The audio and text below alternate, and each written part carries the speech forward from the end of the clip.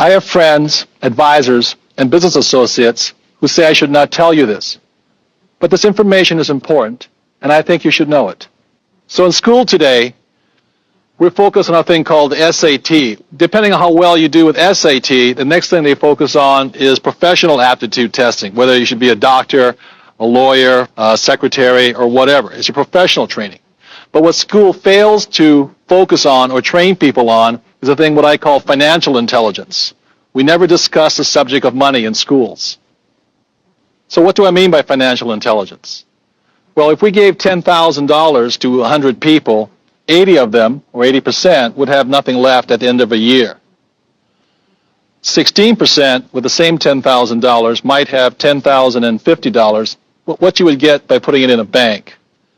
And 4%, given that same $10,000, would have anywhere from $20,000 to $1 million or more. And that's what I mean by financial intelligence.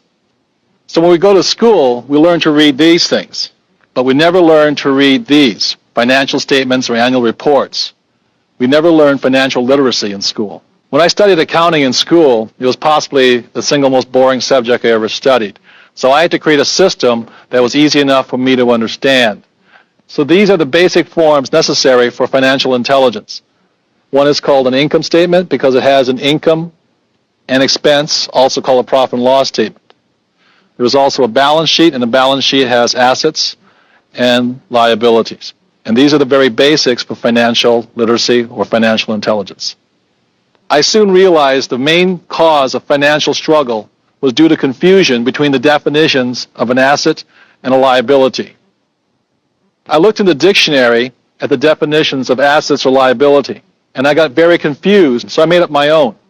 My definition of an asset is something that puts money in my pocket, and my definition of a liability is something that takes money out of my pocket. So what caused my mom and dad to struggle financially is my dad, because his banker and his accountant and his real estate agent told him a house is an asset. By this definition, it's actually a liability.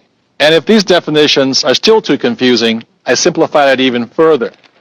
The new definitions are, if I stop working, assets will feed me, and a liability will eat me.